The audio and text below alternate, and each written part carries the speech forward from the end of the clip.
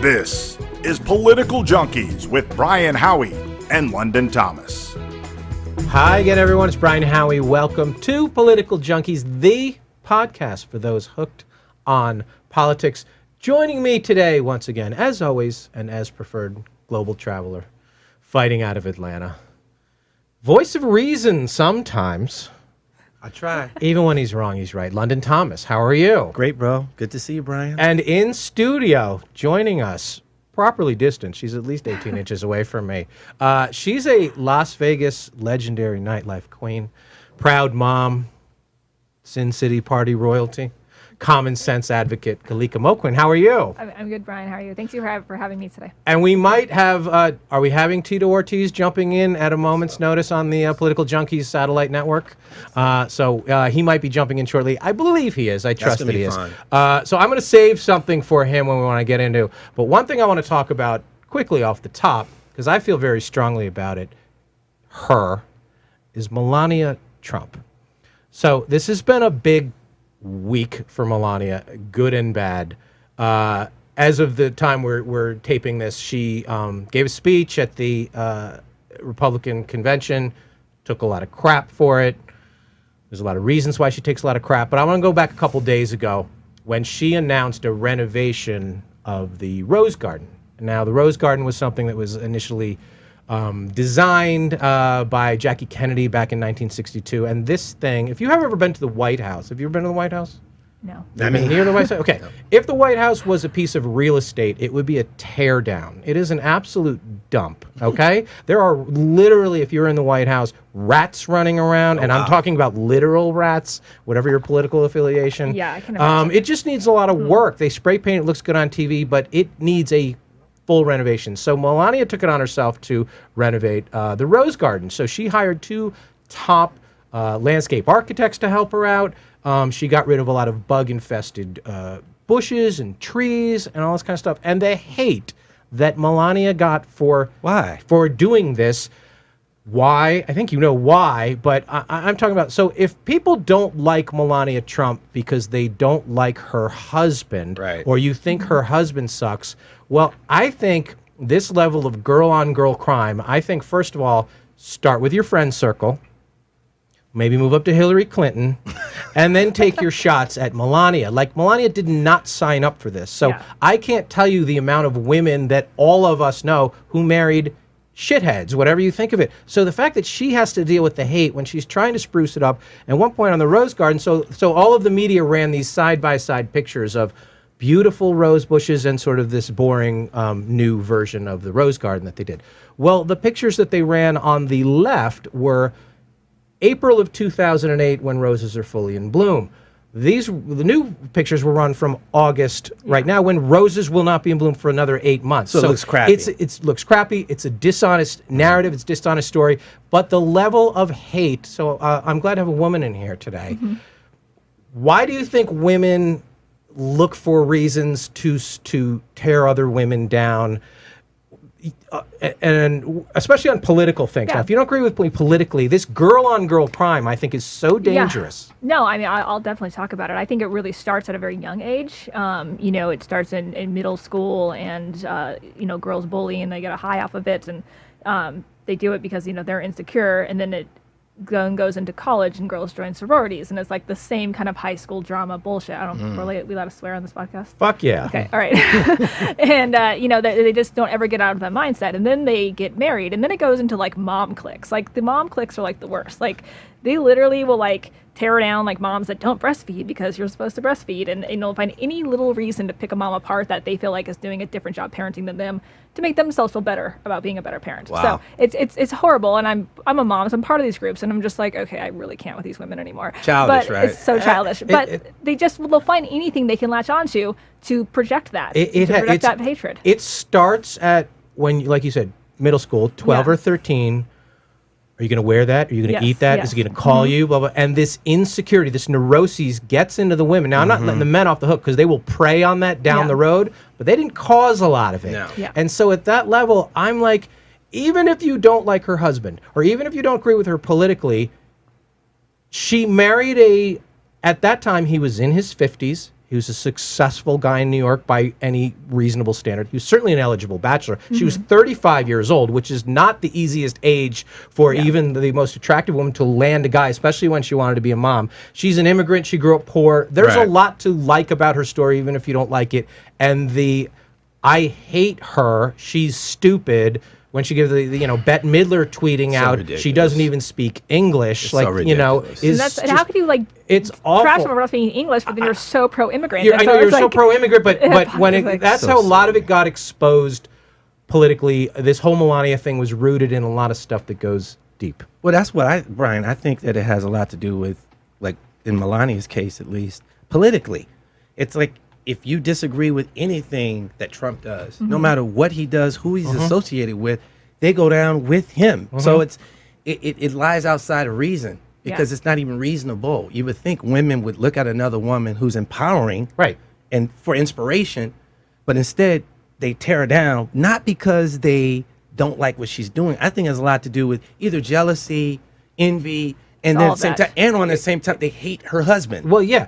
And if you're pretty, you must be dumb. That's another thing, Because the I pretty can't thing. handle She you is being gorgeous. both Sorry. pretty Yeah. and smart. She's gorgeous. Kaylee McEnany, she's fucking badass. Yes. No matter what she is, she's good. She's blonde. She's pretty. She also went to Harvard Law School. Okay. Yeah. So they're like, Trump just hired her because he's pretty. He has a long So track record of ridiculous. hiring not pretty women, Yeah. very pretty women. He does Women. want the He job has done. well women. You don't have to like Kellyanne Conway. She's about to leave her position. Right. Every company in America would hire her to be an advocate 100%. for her. Go on down the line. Hope Hicks, Ivanka. The amount of crap that Ivanka takes because she's loyal to her father. Her company got hit, didn't her? I think she had a fashion line. I mean, that everything. took her- So you can think people are like, nepotism. What are her qualifications to be in the White House and working? Well, what were Hillary Clinton's qualifications back then? Right. She was just the wife of the governor, and she used to be a lawyer. Yeah. And he handed her health care. Okay? So if he's handing... So, again, I'm not defending Trump. I'm more against you don't have to love Melania, and you certainly don't have to love Trump. But the fact that you hate her when all she did was her husband got a job that she certainly didn't want to have any part of is... I've always been fascinated by the girl-on-girl crime. Yeah.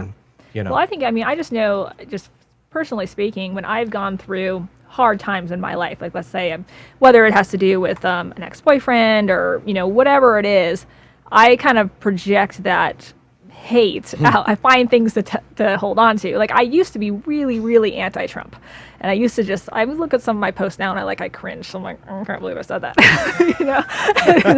I'm like, but I feel like it was more came from a place where I just needed to get that anger out, and I was Yeah. like, okay, well, I'm just going to attach it to this person that I don't He has like. become a punching bag Yeah, for a lot of people. and like I you think said. that's kind of he's a a lot symbol, Melania but too, he's, yeah.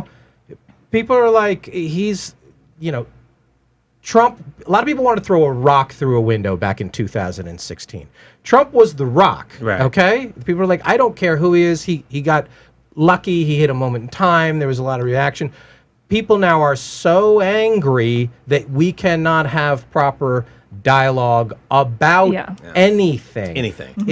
When people go on dates now, you might have been, 10 years ago, 20 years ago, you might have been married to somebody for 2 years before you said, hey, how do you vote? Like, it just didn't come Yeah. up that much. You might know maybe like pro-life, pro-choice stuff, but in terms of somebody, how they feel about it, Yeah. now it is not even on the first date, not even at the appetizer. It's before I leave going out with you. I need your referendum on where you feel about Trump before I will date you. Yeah, it's true. It's crazy. Like we were just speaking in our industry.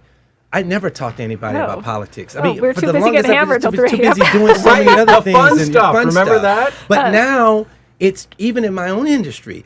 I'll be at work sometimes. The light tech has an opinion. I'm not saying anything. I'm just doing my. But everyone now is incensed and everyone's emboldened to tell you what they think, no matter how crazy, how crackpot, how unresearched, how they can't wait to tell you how bad Orange Man is. And it turns into a fight. I was over in Israel last year. I was in Tel Aviv, and people there really do enjoy talking politics, but it's fun for them, and it's engaged conversation, and you can have differences. And they were talking about some really serious shit, but it was like over drinks, and it was fun.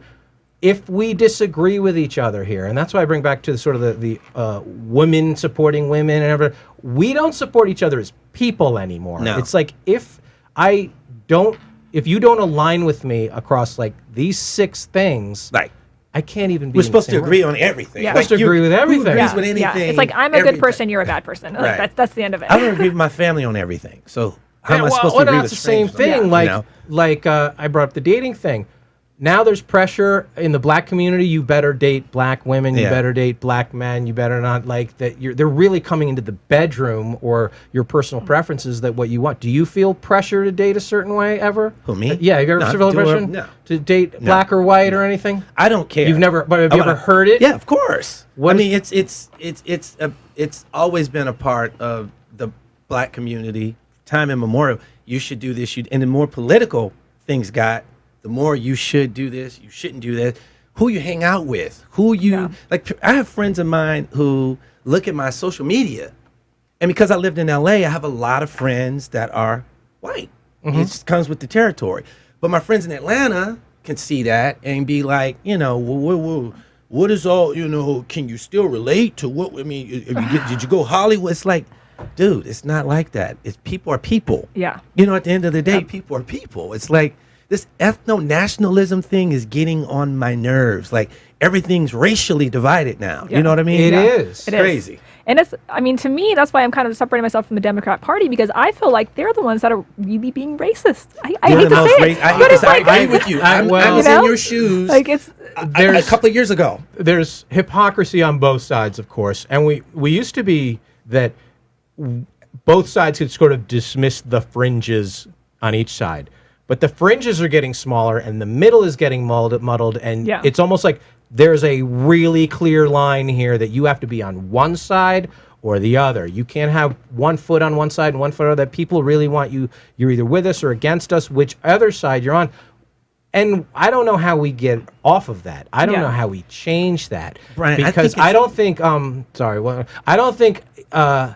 if Trump wins, that's not helping. And if we elect a 80-year-old guy whose running mate accused him of being a racist about 3 months ago, I'm not sure that's the answer either. Crazy. it's I gonna, was going to say that, you were talking about one side says you have to think this way and the other side says, well, you have to think.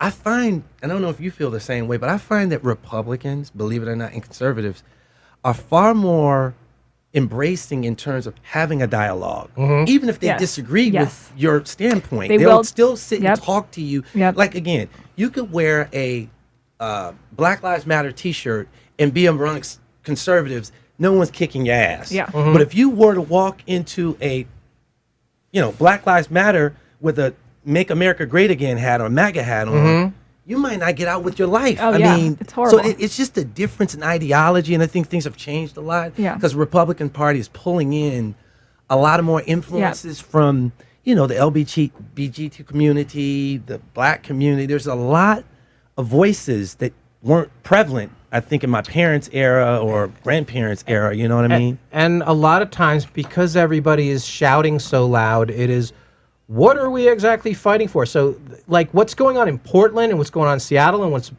as we record this, going on in Wisconsin, those are not black people. Those are a lot of white people who sort of hijacked the movement for what? It's sort of like when Occupy Wall Street happened back in the day. Same thing. What Same are people. you? What do you want? No, you don't want to work, and you just want free shit. Anarchy. And anarchy. They want anarchy. And what are you going to do with this anarchy? So it's like they're too uncreative to come up with their own movement, so they're jacking somebody else's, and it really is sad because I do think that the message is important, I agree. and it's getting lost in everything else people want to complain about and they're mad about. And you can never make them happy, right? Yeah. No matter what you give, no matter how many times you apologize. Yeah. I remember it was the Portland mayor. He apologized. They told him that, they want to recall him.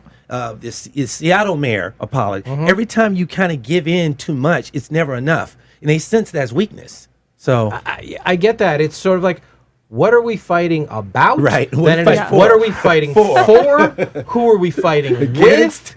I know. What are we fighting against? And if you ran around with a camera and you ask 10 people, you're going to get 10 different answers to it. Yeah, there was this girl on this video I watched the other day of one of the incidents in Portland, who was going on a rant about the people eating at the fondue restaurant. Because how dare these people eat at a fondue restaurant when there's homeless people on the streets? And we need to bring the homeless people up and the people eating at the fondue restaurant down. And Socialism. no one should be eating at the fondue restaurant unless everyone can. It's like I love fondue. You can't eat at fondue in LA because none of the girls want meat in their yeah, and like cheeses. I mean, I feel for Everybody's homeless vegan. people. I Everyone's support vegan. that, but That's vegan. yeah, it's just it's crazy. It's like, well, maybe the people eating the fondue restaurant worked 60 hours last week and they wanted to have a drink. Exactly. Well, it's sort of like back when the women's march happened. And I said at the time, I'm like, I'm not sure this is going to get anywhere because I don't think everybody here is on the same page. Ideologically, they're not. We hate Trump, Yep. women's rights, this. Two of the sort of loudest, I'll just say loudest voices of recently, Rose McGowan and Alyssa Milano, had a huge cat fight because they're not on the same page anymore about Me Too or whatever. Somebody's going to clear up a cat fight in about 2 seconds here, hopefully. MMA legend, UFC Hall of Famer, and now I think he's a aspiring politician or an actual politician. Tito Ortiz joining us on the Political Junkeez Satellite Network. How are you? How's everyone doing? How are you doing? Good to see you, brother. I just want to correct you a little bit. I am not a politician, but let me tell you, I'm an American who's here to speak for we the people. And I'm doing this here in my city of Huntington Beach. And I had a big eye-opener this year. And June 6th, there was protesters downtown HB, and they said they were going to destroy our town. And it wasn't going to happen. Not on my watch. No way. I've lived here my whole life, and I had to make sure that I defended my town. I called about 40 of my friends, 4 of my special force friends, and He went hard. He went hard. so we stood there. We made sure it didn't happen. And, Now- I stood there for about 10 hours on my feet Wow. with no restroom break, no meal. And I stood there from 10 a.m. until 7 p.m. to make sure that law and order was demonstrated downtown Huntington Beach. The police officers of Huntington Beach PD, the sheriff of Orange County Sheriff Department did a wonderful job to make sure that peace was kept in our city in downtown Huntington. Huntington Beach is, Surf City, is a complicated place and has been for a long time. You have, surf community. There's some very affluent people. There's a lot of working class people. There's an immigrant population. And a couple of times some things have flared up, but what was it about this that really made Huntington Beach something that you had to be like, we have to protect this city?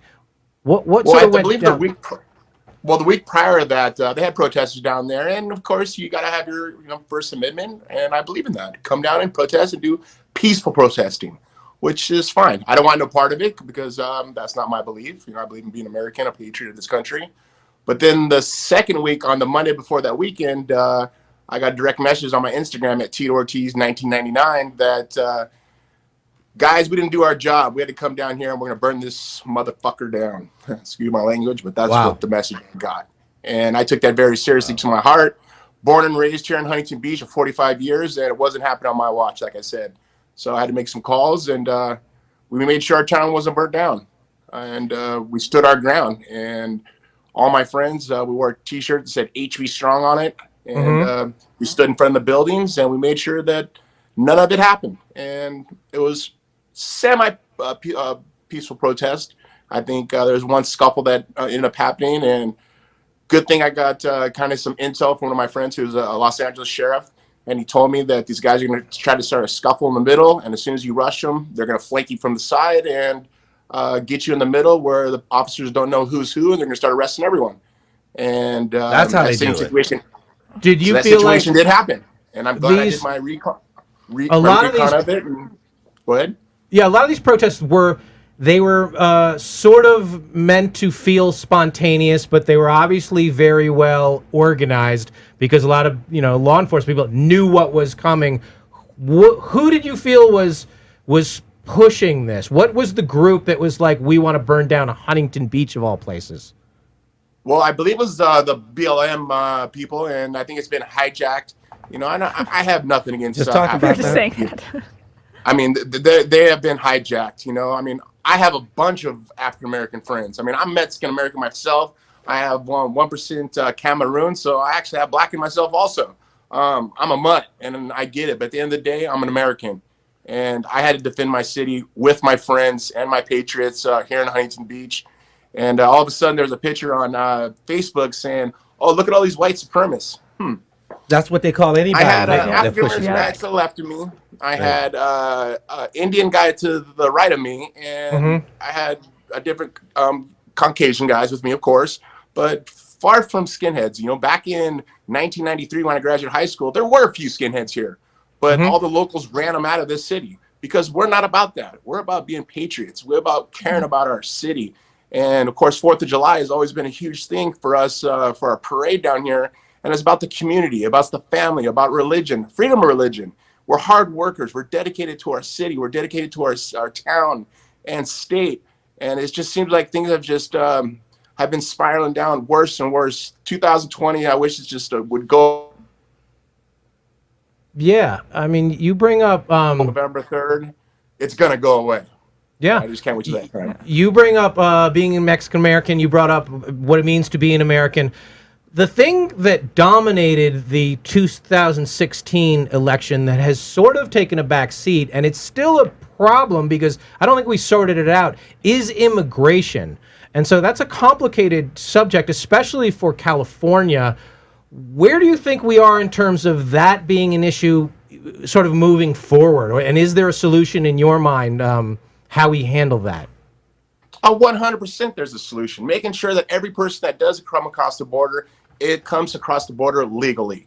And that is very important because the people who are trying to come over from Mexico or South America, they're trying to get away from the corrupt politicians. They're trying to get away from the corrupt, the country that they were in. That's what Donald Trump is fighting for. I mean, I worked for Donald Trump back in 2008 on Celebrity Apprentice. Back when all the rappers used to talk about him saying, oh, we're Donald Trump rich and this is our American dream. And then all of a sudden when Obama said that the American dream is no longer alive here in America, that was sad. And I think that's one of the reasons that Donald Trump did win, because he brought back the American dream. Now all of a sudden, let's fast forward this to 3.5 years later. Now we're almost going to 4 years later. The left has hijacked America, and it's time for Donald Trump and the rest of the patriots of America to stand their ground and it's about we the people, to make this about the people, small government. And people started saying, oh yeah, but what's happening across the rest of the world, the COVID thing? People got to understand, this is New World Order that's trying to take over our world. And Donald Trump is finally, for once, standing up and standing his ground and standing for each and every one of us that are patriots of this country of America. And the rest of the world is following suit. And it's very, very important because of a person who's a billionaire, willing to sacrifice everything, his name, his recollection, everything that he has worked for to become president. I mean, I think he's lost over $1 billion over the last 3 years as being president. He wanted to come in and fix something that no one else is willing to fix. And this is a true patriot that I support. And, I get a lot of slack, not as much as I used to from my Mexican friends. I think they're starting to learn, with hard work, dedication. We all love to win. We believe in freedom of religion. These are the type of things, the qualities that all Americans have. And I think they need to understand and get educated on what the future holds on November 3rd. Immigration, thoughts, opinion? I agree with Tito. Let everybody in. Let nobody in. I agree with Tito. Tito says a process, because the process is backlogged and the process is the process is broken. Broken. So yeah, Trump was like simple process. Let's break this down. Okay. Let's break this down simply for all the viewers. Okay, so let's say I own my home and I wanted somebody to come stay in my house. I'm gonna do a background check on him. I'm gonna see who he hangs out with, if he has a job. Right. If he's willing to clean up after himself, if he's willing to chip in on some of the utilities, if he's willing to chip on food, let's say we cook a meal, if he's going to help me clean, well, then let's switch it back the other way. If that same person was in my house, he didn't pay for the bills, he didn't pay for anything, he was just living there free, led the house a mess, would I want that person in my house? No, I wouldn't. Yeah, I want someone to be a part of this community, a part of this country that we live in a positive manner, and that's the number one thing, man. You want to live the American dream, you got to work for it. There's not one thing in your life you have something given to you. Not one thing. People do underestimate how hard it is to move to other countries. It's really hard to move to other countries. Australia has an interesting sort of immigration policy. They're like, what can you bring here that we don't have enough of? Well, that's Canada has the same thing. It's like Are you a good juggler? Right. We don't have enough. It's a weird pretty set cool. of skills that Interesting. might get you into Australia. What's that called? It's like you need to bring. I forgot what the word is. I forgot what it is Bring either, something but to the it's like, table. huh. So something to the table. Yeah, It bring should something be- to the table, exactly. It should be In a difficult. positive manner. It should be challenging, but I think we have been dealing with this problem. This is not a Trump problem. This was not a Obama problem. This goes back a long, long Yeah. time. That I'm not sure the demand to come here is going to be quite as great as it was. One benefit, but people do want to come here, and we do get a lot of smart minds from all over the place. And to let the right people come who are here for the right reasons, the system still doesn't get allowed to be developed because there's still the shouting and there's still the We like the trade noise. those people, like the get the people that noise. don't like America out Yeah, and let the that's people what like I said. America I out. think Yeah, so. all of the And let people who people say I wanna don't be want to here, live in stay here. America, it should be a nightclub. It should be one Yeah, in, one yeah, out. yeah. I think we can do that. Tito, let me ask your question about the recent. As we record this, there was yet another shooting going on. It happened in Wisconsin. I grew up in a very white, very low crime, very low police presence neighborhood. Yet I knew if a policeman said to me, "Stop," and I did not, the next line might be, "Or we'll shoot you." So I feel like there's a conversation we can't say out loud, because if a police officer uses his firearm, the first reaction is it was because it was racist, and the second reaction is because something's innocent. And I know police need a lot of retraining, and I know we got to rethink that or whatever. But is there some responsibility to sort of stand down when law enforcement is around to de-escalate a situation on both sides? Tito, do you have an opinion on that? Did we lose him? Myself, I Yeah. get pulled over, once, twice a year, maybe 3 times a year at the most. We're rolling through stoplights, and the first thing I do is when I pull over. I can't help it. I live in Huntington Beach. I can't help myself. We I'm in a surf, hurry we always. slide on in through the rolling stops. That's in the Huntington Beach So style. the situation, and I hope all listeners kind of listen to this because it's pretty common sense. You roll down all your windows in your car, you put your hands on the wheel, and you reply to the officer, "Yes, sir. No, sir. I'm going to reach to grab my insurance and registration for my car. Here's my ID. I'm reaching for my ID." You got to be compliant with the officer, because the officer is probably as afraid as you are. He's not sure what you're reaching for. He's not sure what you're going to do. He don't know who you are until you give him your ID. And myself, as being Tito Ortiz, former world champion, business owner, I still put myself in that situation as being compliant as possible to make sure this officer can do his job the right way, where he feels comfortable, where all my windows in my car and my Rolls-Royce Phantom are rolled down, and I'm giving my ID, I'm giving my registration and my insurance, and I'm saying yes sir, no sir. And the first thing was like, "Well, did you know you ran through that stop sign?" And I go, "I thought I stopped, but I apologize." I'm Tito sir. Ortiz. This is my town. No. I don't hold myself above anybody ever in my life. I try to stay grounded. I try to stay humble. And I think that's what keeps me real. And I think that's why I have had fans over the last 23 years of competition, because I'm a humble man. And I want to make sure that you got to abide the law. Law and order needs to be restored in this country no matter what. The blue line matters because they're taking care of our community. They're taking care of our cities, our states, and our country. And yes, there is some bad officers out there. Don't get me wrong. There is some bad officers out there. But there's a lot more good ones than there are bad ones. Getting pulled over as a woman, and have you gotten pulled over? Yes. Is Oh, it yeah. still, as a man, I'm like, well, nobody's giving her a ticket. She's a hot chick. There's no tickets No, for you. I've been to jail 3 times. Really? Yeah. It's like it's not been fun. Hands up. So, Did you? yeah, Were you I've resisting? always Did you do- I've never resisted arrest, and that's why I try to put myself in that situation. Like I'm like, this since we were bringing up what happened in Wisconsin, I try to think, okay, if that was me and I was pulled over and I wrestled a police officer and I got tased and I still stood up and then I walked over to the car and I said I had a weapon and I tried to grab something and then I got shot. You take your and that went chances, yeah. viral. It would be completely different. It wouldn't say, "Oh, this poor girl." It would be that dumb white bitch didn't comply. Yeah, Exactly. Oh, You know? I agree with that. What are your? I mean, Same thing. What? So are you like? There is a problem, and we do have to do a lot of retraining on police officers. We have to do that. Yes. Until that happens, Right.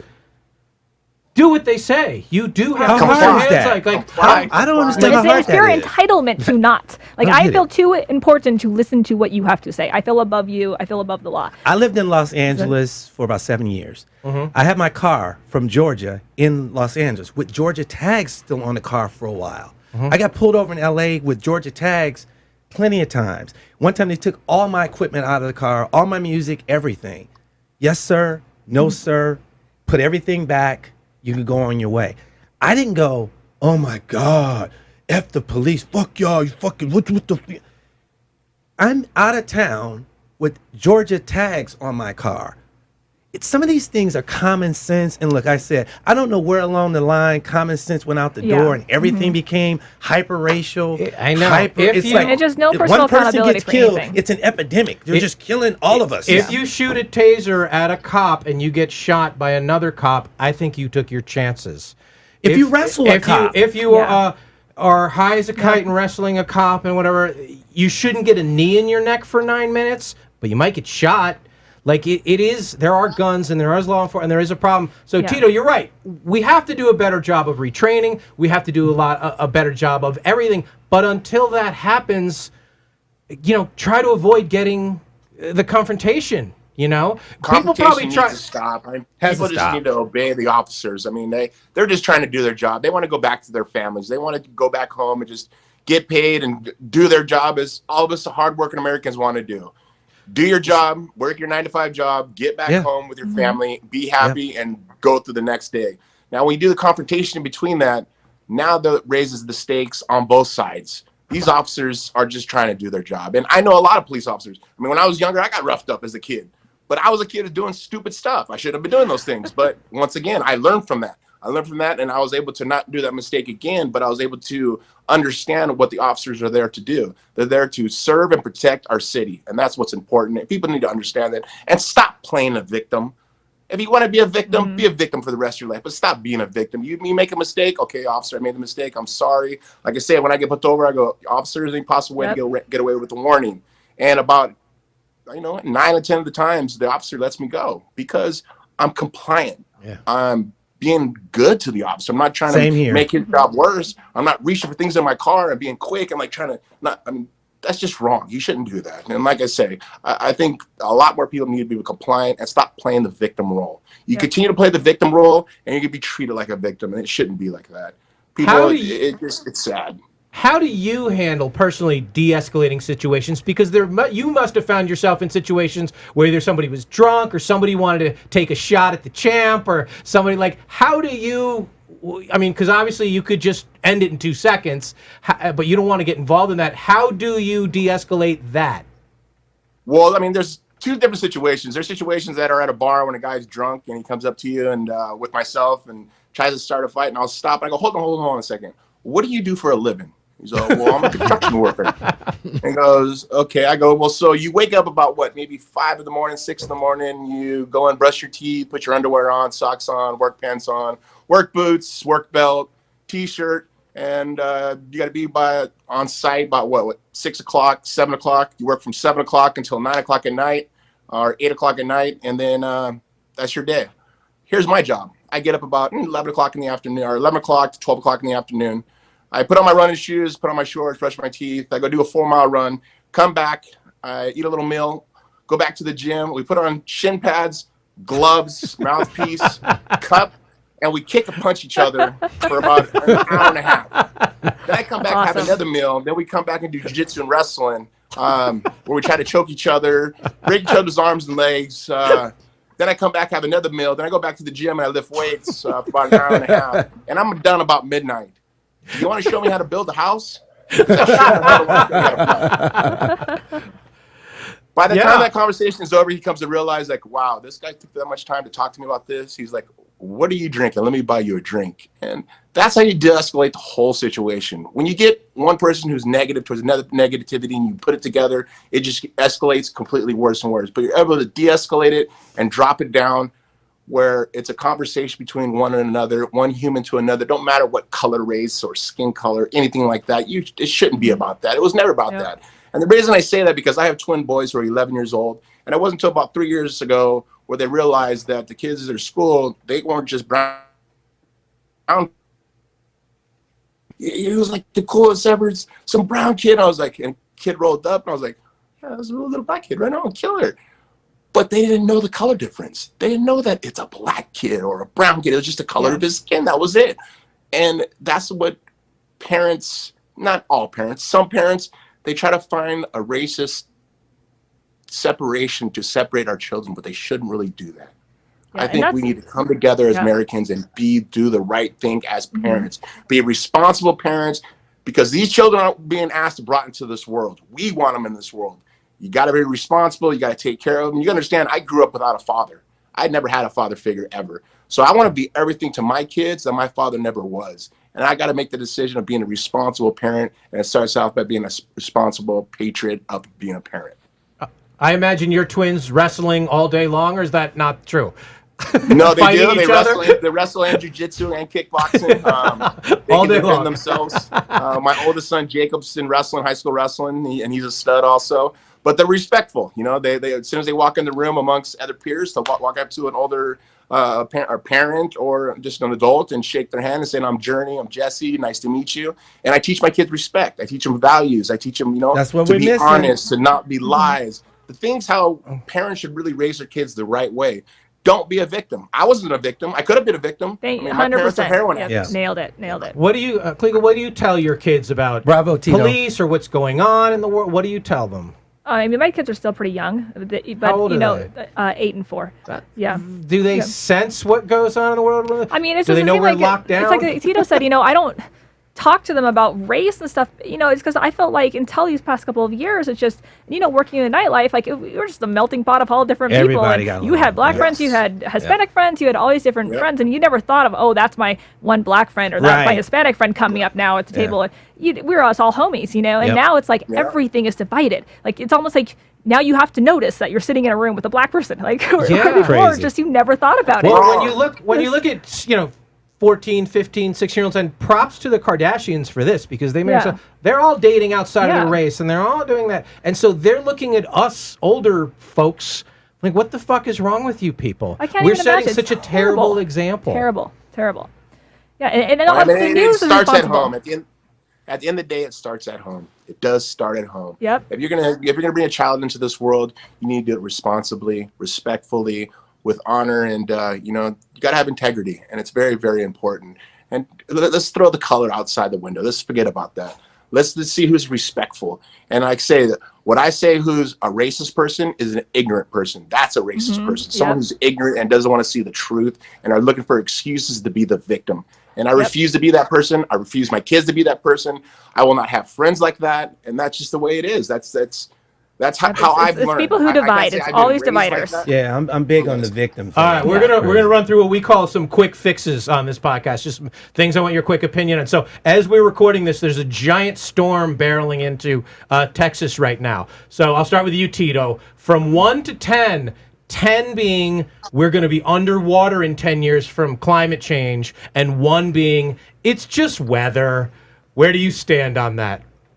About 4.5. Because I live on the water myself. I mean, I live on the water. I worked my butt off to get where I am today. I came from nothing. I've been able to achieve the American dream. But I see the storms. I see the differences of the ice caps are melting, and I don't know. We got to do things the right way, and not just here in America, but in China and all the other countries that do produce mass toxins.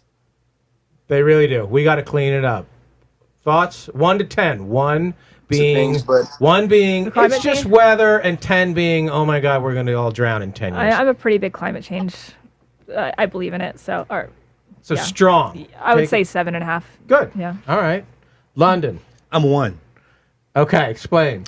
I mean, I believe if climate change was as bad as we claim it to be, there's no way China could get away with what they get away with. India could get away with what they get away. China pollutes the world far more than America does. And they don't have one. You don't have the UN going after them. You don't have Greta, whatever that little girl's name is, pointing her finger at China. It's always She's the an US. actor. I think that's kind of conspicuous. It's always us. I'm about a 3, meaning I think what Tito said, pollution is a real problem. I agree with you. Environment. Air quality is a real problem. I agree with that. But unless you can tell me what the weather was on Tuesday, April 4th in 1562 with any degree of accuracy, I'm not sure this is anything but... There were a lot of storms 200 years ago. I don't know. But that being said, let's clean up the air a little bit. Tito, the thing that you regret, if there's one thing sort of that you could tell a group of kids, here's what I regret in life that I feel bad about, if there's one thing. God, everything I've done, I've really taken responsibilities of my actions. Regret, gosh. I don't know. I guess wearing a T-shirt against Dana White saying Dana White's my bitch. I think I should never do that. But that was just promotion. So I don't know. I really I live my life the right way. I've made a lot of mistakes. I don't make a mistake twice. But you got to learn through life by making mistakes. And if you don't learn from them, it becomes a decision. And you can't let that happen. And the second part of this question is, the thing we all need to do better is what? Respect our peers, number one. We need to respect each other. Of course, you got to give respect to get respect, and I think respect is number one. And our society in general is respect each other. Respect hard work, respect dedication, respect the integrity that each one of us patriots here in America that we do and across the world. You got to respect each other. And I look at that, and it's funny because I talked to my girlfriend Amber about this, and people from India, they really have great respect for each other. They have no racism, it seems like. It seems like my friends who are Indian, and not Indian here from from the United States, but from India, that there's really no racism. They care about each other. They care about each individual of respect, and I think that's what really matters. Yeah, we all need to travel a little bit and see the world and see how they treat you. I'm going to let you go because I know you got to run. I'm going to ask the same question to these two. Tito Ortiz, where can everybody follow you on the socials? Of course, on Tito Ortiz, and they're actually shadow banning the hell out of me. So you have to punch this in, and it's Tito Ortiz 1999. So you got to put TITO ORTIZ 1999. And of course, my website, I'm running for city council here in Huntington Beach. It's Tito for HBCC.com. Once again, that's Tito FORHBCC.com. If you can donate, help my cause. I'm just trying to give back to the city in a positive manner. I'm here to make Huntington safe again. Stay safe, be well, and most importantly, stop at the stop signs. Okay? I do now. Especially I'm running for city council. You got to stop at the stop signs now.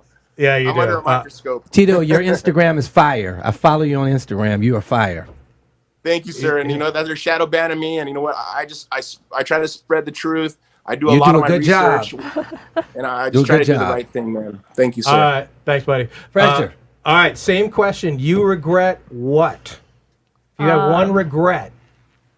I every time I start to feel like I might have a regret in life, I try to get it done just to get it out of the way. Like, I really wanted to always live in New York City.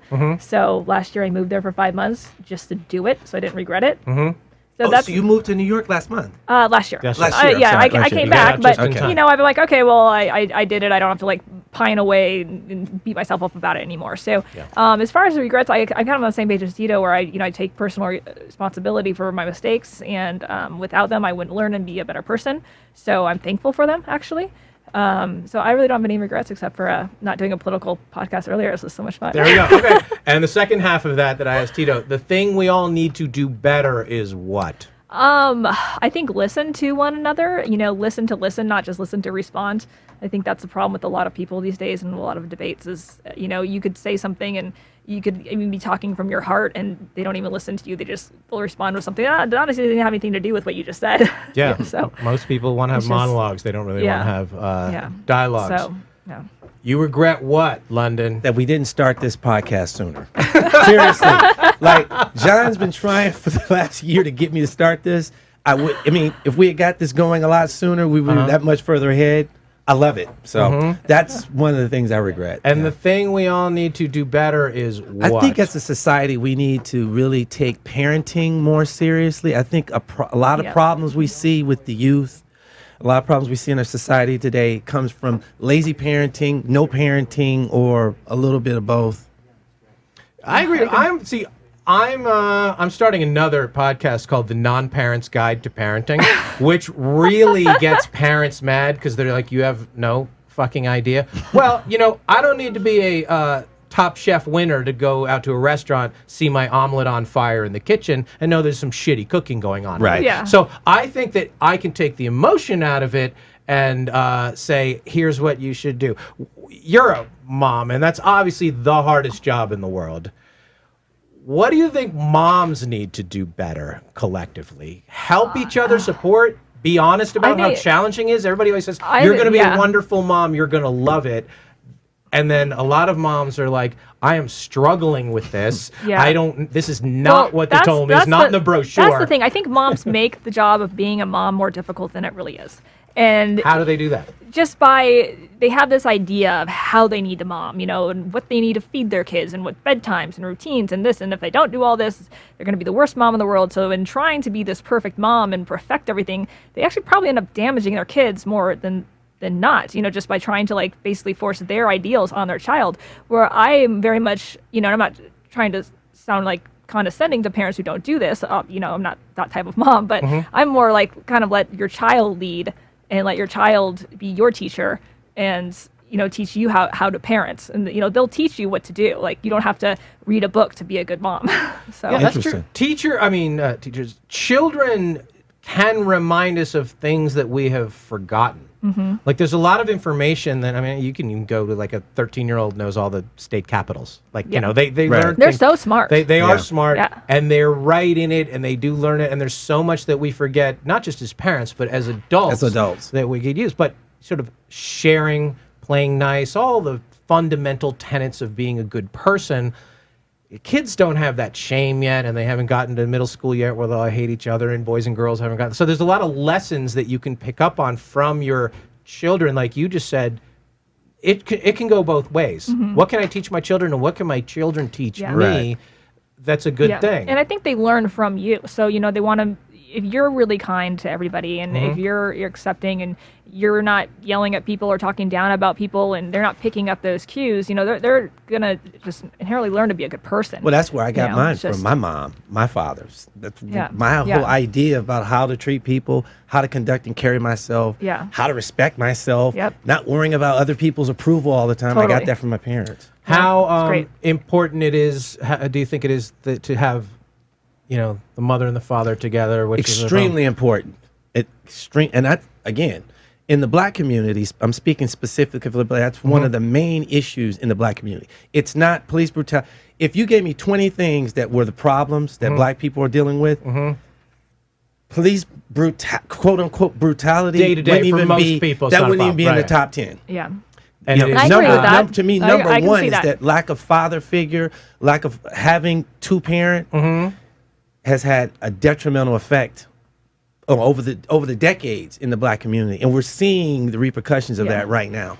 And here's my so I have 2 children. I have 2 baby daddies. I'm not with either of them. So sole custody of both? No, but I have a great relationship with both, which is good. And I think that's the thing. You don't necessarily have to be with the person to be able to offer a stable upbringing for your children. You just have to respect the parents, get along with them, not ever fight in front of the kids. Right, that's a big thing. Yeah, don't make it about you. Make it about the kids.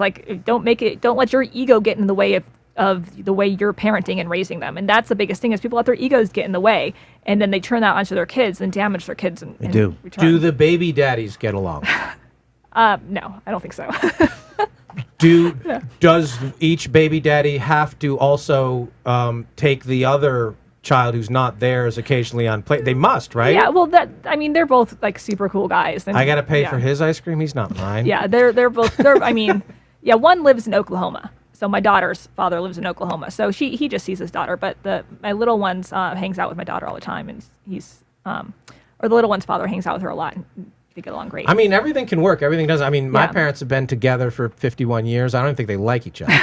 So I'm not sure that was the best example either. I know a lot of married couples who want to get divorced just so they can have shared custody, just so they can get the Yeah. time off. Yeah. They envy. They're like, oh my God, especially moms, they're like, I would love it if we got divorced and I could send him away every other weekend or both. Or, I mean, Hey, it's Yeah. not a bad deal to like have like your single life sometimes, and then to be the parent. The it's other not a bad deal. A lot of divorced parents now are doing there's one house where the kids stay and then the parents move out in and out different, which is Oh, easier wow. on Yeah. the kids. So the kids Yeah. never move, but then it's like, That's who are actually you- an interesting That idea. is an interesting But idea. did you bring somebody in the bedroom? And then it's a weird germy thing, especially. But I have to COVID. applaud the creativity with that. It It sounds is. like it can I make mean, sense for people. People are, exchanging kids, with all their crap in the Jack in the Box parking lot every other Sunday. Like, that's hard on the kids. So to Yeah. make things as stable Yeah. for the kids as possible, and then the parents sort of move in and out of the bedroom every other week, there is something to be said Yeah. for that. Yeah, I think that's brilliant. Yeah, I love it. but then you have three places. You have yours, you have his, and then you have the home. But Gotta if be people making have that the money. means, make the money, and it's certainly something to consider for the kids. Yeah. Where can everybody find you now? You're gonna have a bunch of fans from this. My Instagram and my Facebook is just my name. It's at Kalika Moquin, KalikaMoquin. Good. This was fun, right? This is good. Yeah, really fun. Yeah. This was a good. good one. You enjoy it? As far as us, Yeah, I like, love it. share, subscribe. Please review Political Junkeez. Your podcasts mean a whole lot in the podcasting and YouTubing ecosystem. And join us next time for another fix of Political Junkeez. See you then. Peace.